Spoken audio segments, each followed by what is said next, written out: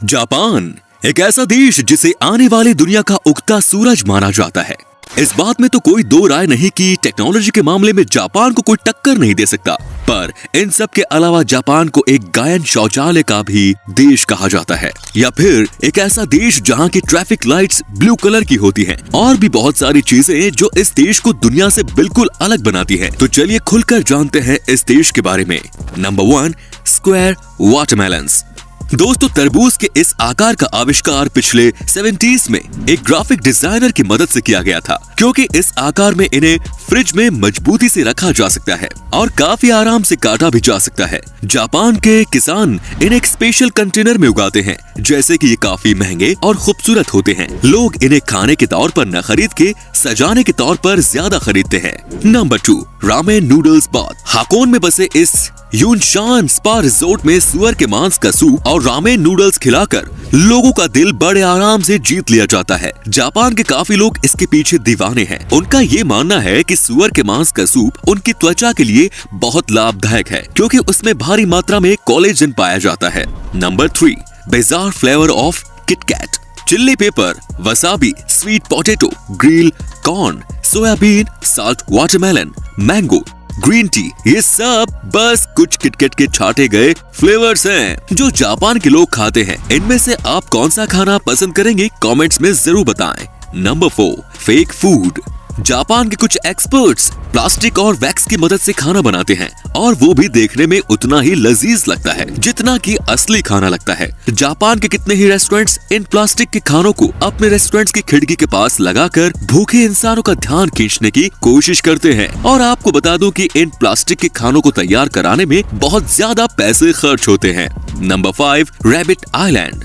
1940 की बात है, जब वैज्ञानिक ओकुनाशिमा आइलैंड पर कुछ चूहे लाए और उन पर टेस्ट करने का सोचा। पर कुछ महीनों बाद वहाँ उनकी तादाद इतनी बढ़ गई कि लोग वहाँ घूमने जाने लगे और अब वो एक टूरिस्ट प्लेस बन गया। Number 6, purikura machines. किसी बूथ में फोटो लेना कोई नई बात तो नहीं, पर जापान ने अपने अनुभव से उसमें एक नया मोड़ दे दिया। उनके फोटो बूथ को पुरीकुरा नाम से जाना जाता है, जो आपको वही उसी वक्त उन फोटोज को एडिट करने की अनुमति भी देता है, और आप उससे अपने फोटो में स्टिकर्स ऐड कर सकते हैं, कुछ लिख सकते हैं, और इन सब के बाद बड़े आसानी से उन फोटोज को अपने सेल फोन में भेज सकते हैं। Number 7, people pushers. Metro station हो या ट्रेन स्टेशन, जापान में काम के घंटों में वहाँ आपकी सोच से भी ज्यादा भीड़ रहती है, और इसी सब के चलते स्टेशन स्टाफ और पार्ट टाइम मेंबर को ये ड्यूटी रोज निभानी होती है कि ट्रेन में जितने पैसेंजर्स हो सके उतने भर सके, जब तक कि दरवाजे बंद न हो सके। Number 8, umbrella parking lot. आम देशों में हम किसी बिल्डिंग में जाने से पहले अपनी कार या बाइक को पार्क करके अंदर चले जाते हैं, पर जापान में अगर आपको किसी बिल्डिंग में जाना हो तो कार्स और बाइक्स को पार्क करने के साथ साथ अम्ब्रेला भी पार्क करना पड़ता है, और आपका अम्ब्रेला वहाँ से कोई नहीं ले जा सकता। अम्ब्रेला पार्क करने के पीछे मकसद ये है कि आप बिल्डिंग को पानी करने से बचा सकते हैं अगर आपका अम्ब्रेला पानी से तर हो। जापान के लगभग सभी सरकारी बिल्डिंग, होटल और ऑफिसेज में इन अम्ब्रेला पार्किंग लॉट का इस्तेमाल होता है। Number 9, millions of vending machines. दुनिया के कई देशों में वेंडिंग मशीन नाम की कोई चीज ही नहीं है, वहीं पूरे जापान में 5 मिलियन से भी ज्यादा वेंडिंग मशीन्स का इस्तेमाल होता है। जापान के लोगों का देर रात तक काम करना बिल्कुल आम बात है, और इसीलिए उनके स्नैक्स और सोडा के लिए ही इन वेंडिंग मशीन्स का इस्तेमाल ज्यादा होता है। पर वैसे आप इन वेंडिंग मशीन से कुछ भी खरीद सकते हैं, महली से लेकर अंडरवियर भी, कुछ भी। तो दोस्तों, आप क्या सोचते हैं, हमारे देश में भी ये सुविधा उपलब्ध होनी चाहिए या नहीं? कमेंट्स में जरूर बताएं। Number 10, train delays make headlines. समय की पाबंदी और अनुशासन का जापान में बड़ा महत्व है, और ट्रेन स्टेशन इस चीज से बचने के लिए कुछ भी कर सकते हैं। दोस्तों, अगर ट्रेन 5 मिनट भी लेट हो जाए तो रेलवे कंपनी को एक उनके वर्कर्स और पैसेंजर्स के लिए डिले सर्टिफिकेट देना पड़ता है, जिन्होंने उनकी वजह से शायद कोई इम्पोर्टेंट मीटिंग मिस कर दी हो। और अगर ट्रेन किसी वजह से 1 घंटे से ज्यादा लेट हो जाए तो रेलवे कंपनी को न्यूज़पेपर में एक माफीनामा देना पड़ता है। Number 11, silent karaoke. कोन के आकार का बना ये माइक्रोफोन एक अलग तरह का माइक्रोफोन है। इसे वहाँ के लोग अपने मुंह के ऊपर लगा के रखते हैं। इसकी मदद से वो अपनी भुनभुनाहट को दूसरों तक नहीं ले जाने देते। अक्सर जापान में इस गैजेट का इस्तेमाल ज्यादातर वो लोग करते हैं जो अपने अगल बगल के लोगों को परेशान नहीं करना चाहते, या फिर वो लोग जिन्हें पब्लिक प्लेस में खुद में गाना गाने में शर्म आती है। Number 12, polite slurping. वैसे तो दुनिया में कितने ही देशों में झुकने को अच्छा नहीं माना जाता, पर जापान में झुकने से ही किसी खाने की प्रशंसा मानी जाती है। अगर नूडल्स खाते वक्त आप झुके नहीं तो उस रेस्टोरेंट का शेफ ये समझेगा कि आपको उसका नूडल पसंद नहीं आया। Number 13, face napkins. ये तो आप जानते ही होंगे कि जब कभी भी हम बर्गर खाते हैं तो हमारे मुंह पे केचप लग ही जाता है, चाहे हम कितना ही आराम से क्यों न खाएं। पर वहाँ के एक रेस्टोरेंट के मालिक ने इसका इलाज ढूंढ लिया है। वो रेस्टोरेंट में आने वाले मेहमानों का चेहरा एक अलग तरह की नैपकिन से कवर कर देते हैं, जिससे कि उनके बर्गर खाने से उनका चेहरा गंदा नहीं होता, पर हाँ दोस्तों, देखने में थोड़ा अजीब जरूर लगता है। Number 14, water saving sticks. Japan में इन बेसिन्स को बिल्कुल टॉयलेट्स के बगल में लगाया जाता है, और ऐसा इसलिए क्योंकि टॉयलेट के तुरंत बाद पहले आप अपने हाथ धो लें और फिर वही पानी आप फ्लश के लिए इस्तेमाल कर सकें। तो इसी तरीके से आप एक ही पानी से 2 काम कर सकते हैं। नंबर 15, स्ट्रेंज मायो। दोस्तों, जापान में मेयो की कोई खास रेसिपी नहीं है। वहाँ पे लोग इसका इस्तेमाल सैंडविच, सलाद या मीट पे नहीं करते, बल्कि वो इसका इस्तेमाल आइसक्रीम्स और पेन केक्स के ऊपर करते हैं। अजीब है पर सच है दोस्तों। Number 16, naps at work. Japan में अगर किसी इंसान को झपकी लेते हुए पाया गया तो उसको मेहनत से काम करने की निशानी माना जाता है, और इसीलिए वहाँ झपकी लेने को बिल्कुल गलत नहीं माना जाता। पर अगर हमारे देश में ऐसा कर दिया जाए तो उसे तो काम से निकाल देंगे, है कि नहीं दोस्तों।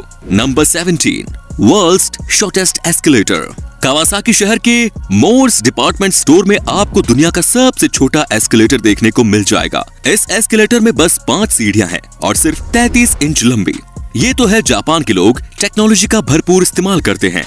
Number 18, doll village. जापान के इस गांव नगरो की आबादी 300 लोगों की हुआ करती थी, पर इस गांव में अब 40 के आसपास ही लोग रहते हैं। एक लोकल आर्टिस्ट सुकीमी आयनो ने इंसानों के आकार की गुड़िया बनाई, जिनमें से कई सारे वहाँ के लोगों की तरह लगती थी, और उन्हें वहाँ ऐसे रखा जाता था जैसे वो कोई काम कर रहे हो, जैसे कि उन्हें गांव के स्कूल में किसी क्लासरूम में बैठा दिया जाता है, जो कि शायद अब कुछ दिनों पहले बंद कर दिया गया है।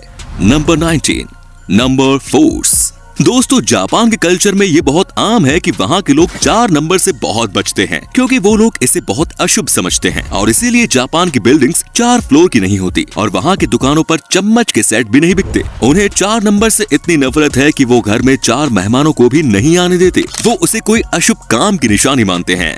Number 20, blue traffic light. Japan के सड़कों पर हरे कलर की लाइट की जगह नीले रंग की लाइट का इस्तेमाल होता है, और इसके पीछे का राज इनके नाम में ही छुपा है। इतिहास में ग्रीन और ब्लू को एक ही नाम ब्लू से जाना जाता था। जब जापान में पहली बार ट्रैफिक लाइट्स का इस्तेमाल किया गया था तो वो हरे कलर के ही लाइट्स का इस्तेमाल करते थे, पर जब उन्होंने सच जाना तो उन्होंने ग्रीन की जगह नीली लाइट्स का इस्तेमाल करने का इरादा बना लिया।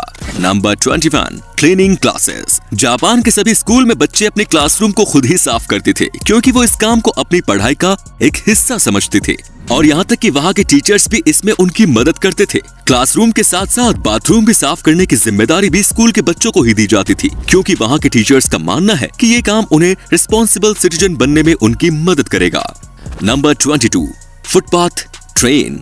सुडोई टूरिस्ट ट्रेन जापान की एक ऐसी ट्रेन है जिसमें ऐसा नजारा देखने को मिलता है जो आप सोच भी नहीं सकते। इस ट्रेन में फुटपाथ की सुविधा भी पाई जाती है। खुशबूदार सरों के पेड़ की मदद से बनाए गए, और इसमें हल्के गर्म पानी का इस्तेमाल किया जाता है, जो कि पैसेंजर्स को काफी आराम देता है। Number 23, futuristic toilet. जापान के टॉयलेट्स आम टॉयलेट्स की तरह बिल्कुल नहीं होते। ये बहुत ही अच्छी तकनीक से बनाए गए हैं। इन टॉयलेट्स को इस्तेमाल करने से पहले आपको पता होना चाहिए कि आखिर इसमें मौजूद इन बटन्स का मतलब क्या है। इसमें कई अलग तरह के ऑप्शंस पाए जाते हैं, जैसे कि अगर आप चाहे तो टॉयलेट सीट को अपने मुताबिक गर्म कर सकते हैं, आप चाहे तो गर्म पानी स्प्रे कर सकते हैं, और चाहे तो आप गाने भी बजा सकते हैं। दोस्तों, जापान के इस टेक्नोलॉजी के लिए एक लाइक तो बनता ही है। Number 24, crazy flavour ice cream. Japan के लोग खाने के अजीब अजीब जोड़े बनाते हैं और उसे बड़े चाव से खाते हैं। उसी में से एक है ये आइसक्रीम फ्लेवर। आइसक्रीम फ्लेवर के नाम पर जापान के लोग घोड़े का मांस, कैक्टस, चारकोल, लहसुन का इस्तेमाल करते हैं, और ये सब इनके लिए कोई हैरत की बात नहीं। Number 25, space saving parking lot. दोस्तों, जापान लोगों से भरा हुआ देश है। वहाँ के लोग पार्किंग लॉट्स के नाम पर जगह की बर्बादी बिल्कुल नहीं करते। जैसा कि आप स्क्रीन पर देख पा रहे होंगे किस तरह वहाँ के लोग मल्टी लेवल गैराज का इस्तेमाल करते हैं। Number 26, robot run hotel. Nagasaki के एक होटल में रोबोट वहाँ के स्टाफ का एक बहुत बड़ा हिस्सा है। उन्हें हैन्ना के नाम से जाना जाता है, जिसका सीधा मतलब है स्ट्रेंज। इंसानों की तरह दिखने वाले ये रोबोट हर वो काम करते हैं जो एक इंसान करता है, जैसे कि गेस्ट से मिलना, लगेज उठाना, कॉफी बनाना, रूम्स को साफ करना और भी बहुत कुछ। और तो और वो बात करते वक्त मुस्कुराते भी हैं, पर उनके अगल बगल वहाँ के स्टाफ मौजूद रहती हैं इसकी देखरेख में कि आखिर वो ठीक तरीके से काम कर रहे हैं या नहीं। Number 27, cafe companion. किसी कैफे में अकेले बैठकर कॉफी या खाना खाना हो तो बहुत लोगों के लिए आम बात होगी, पर जापान में ऐसा कुछ नहीं है। यहाँ पे आपके सामने बड़े बड़े कार्टून्स बिल्कुल आपके सामने बैठे होंगे, जिससे कि आपको अकेलापन बिल्कुल महसूस नहीं होगा। तो दोस्तों आज के लिए बस इतना ही। अगर इस वीडियो से आपने कुछ नया सीखा तो वीडियो को लाइक करना बिल्कुल ना भूलें और इसी तरह की वीडियोस का मजा उठाने के लिए चैनल को सब्सक्राइब